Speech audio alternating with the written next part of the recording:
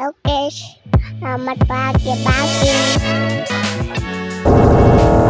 Kebijakan pemerintah menurunkan suku bunga merupakan salah satu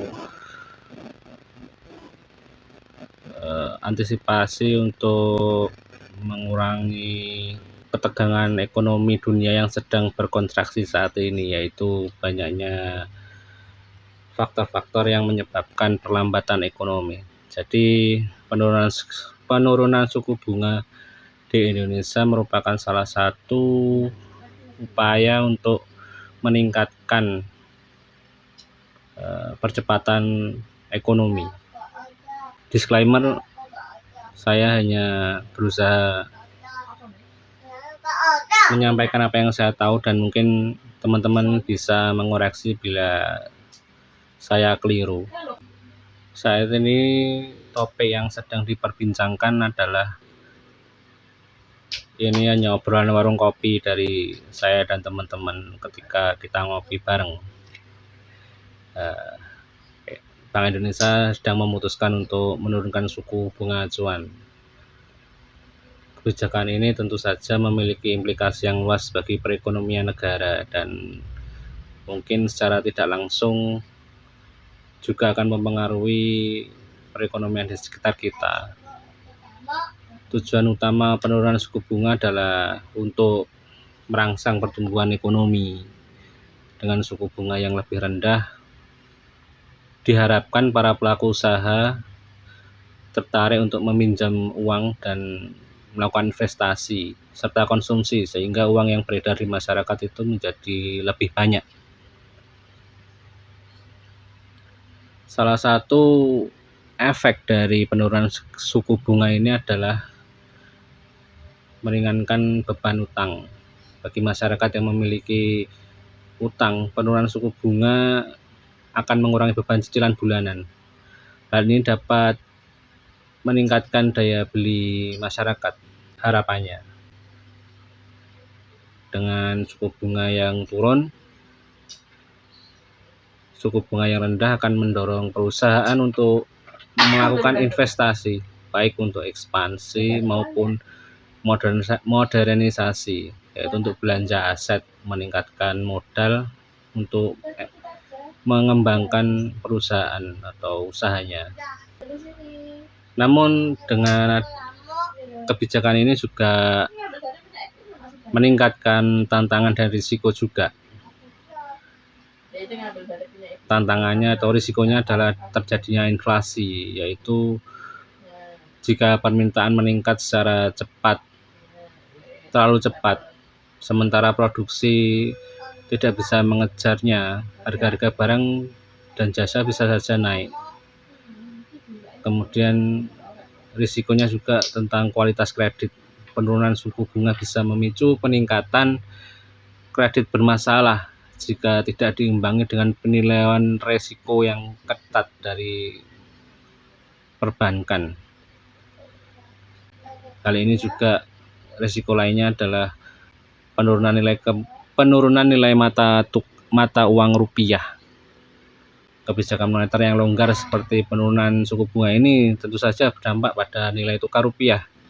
Jika terlalu banyak uang yang beredar di masyarakat, nilai rupiah bisa melemah karena uang yang terlalu banyak beredar juga nilainya akan tentu saja berkurang. Harapan dan ekspektasi dari kebijakan ini yaitu diharapkan adanya pertumbuhan ekonomi yang lebih cepat dan mendorong pertumbuhan ekonomi yang lebih terbuka serta berkelanjutan. Juga dengan adanya uang yang beredar di masyarakat diharapkan terjadinya peningkatan peluang kerja, pembukaan lapangan kerja yang baru, investasi dan konsumsi yang bertambah akan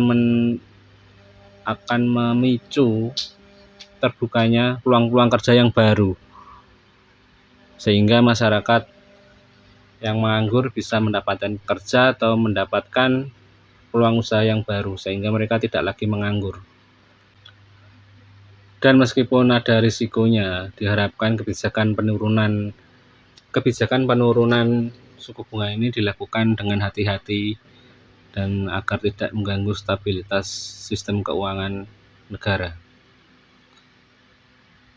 Jadi penurunan suku bunga adalah instrumen kebijakan moneter yang penting selain dengan kebijakan fiskal yang terkait pajak. Namun implementasinya perlu dilakukan dengan cermat dan mempertimbangkan berbagai macam faktor. Kebijakan ini diharapkan dapat memberikan dampak positif bagi perekonomian Indonesia. Namun kita juga harus perlu mewaspadai potensi dan risiko yang ada. Dan ini buat teman-teman sekalian tips adanya penurunan suku bunga ini, yaitu untuk masing-masing kita individu yang perlu kita lakukan adalah mengkonsolidasikan utang-utang kita, yaitu refinancing. Jika Anda memiliki utang KPR atau kredit kendaraan lain, pertimbangkan untuk melakukan refinancing, yaitu kita nego dengan pihak untuk menurunkan bunga yang kita bayarkan. Dengan suku bunga yang lebih rendah, harusnya cicilan bulanan kita bisa berkurang dan jangka waktu pelunasan mungkin bisa menjadi lebih singkat. Kemudian jika Anda memiliki utang kartu kredit, bagi para pengguna kartu kredit, lakukan konsolidasi utang kartu kredit. Jika memiliki banyak kartu kredit, konsolidasikan utang itu ke satu kartu dengan suku bunga yang lebih rendah. Tips lainnya adalah untuk menghadapi kebijakan BI ini dengan adanya penurunan suku bunga itu, kesempatan untuk investasi menjadi lebih terbuka lebar. Salah satunya melalui saham. Suku bunga yang rendah biasanya mendorong investor untuk mencari aset yang lebih berisiko seperti saham. Namun lakukan riset mendalam sebelum berinvestasi, karena apapun itu high risk high gain. Semakin tinggi risikonya, semakin tinggi juga potensi hasil yang kita dapatkan. Untuk orang yang kurang menyukai risiko, kurang suka mengambil risiko seperti saya contohnya, kita bisa investasi di reksadana, yaitu kita bisa mengambil reksadana saham atau reksadana campuran yang jadi salah satu pilihan kita untuk mendiversifikasi portofolio investasi kita. Dan jika nanti uang sudah beredar banyak di masyarakat, konsumsi meningkat, kita bisa membeli properti. Hal itu bisa untuk investasi jangka panjang yang menguntungkan. Ingat, properti itu bukan untuk bisnis ya, karena itu BEP-nya, break even point-nya sangat lama. Properti itu menurut saya pribadi itu seperti emas, yaitu fungsinya adalah untuk menjaga nilai kekayaan kita, bukan untuk menambah nilai kekayaan kita, seperti itu. Dan nanti jika kita sudah mengambil kesempatan dengan memanfaatkan suku bunga yang rendah dari BI ini, kita bisa meningkatkan konsumsi kita, tentu dengan cara-cara yang bijak. Karena dengan cicilan yang lebih ringan, kita masyarakat bisa mengalokasikan lebih banyak dana untuk konsumsi, namun tetap bijak dalam mengaturnya.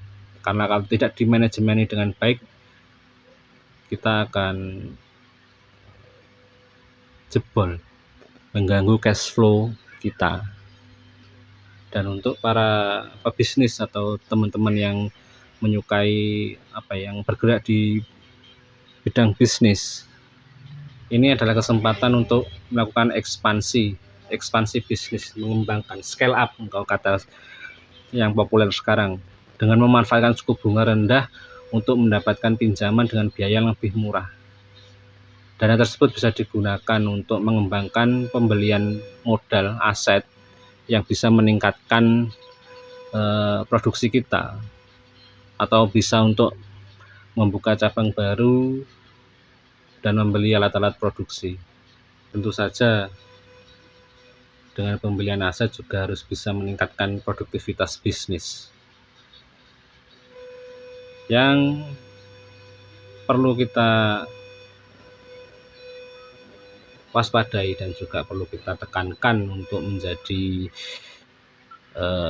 langkah kita selanjutnya memanfaatkan situasi ini, jangan lupa kita harus tetap sadar dan waspada dengan pengelolaan keuangan kita, manajemen keuangan. Harus tetap hati-hati dalam mengelola keuangan, jangan sampai terjebak dalam utang yang terlalu besar, utang yang dapat mengganggu cash flow kita. Ingat, kebijakan ini masih bisa berubah sesuai dengan kondisi politik dunia maupun nasional kita. Kita harus tetap waspada, tapi juga kita tidak menutup mata bahwa ini juga merupakan suatu kesempatan.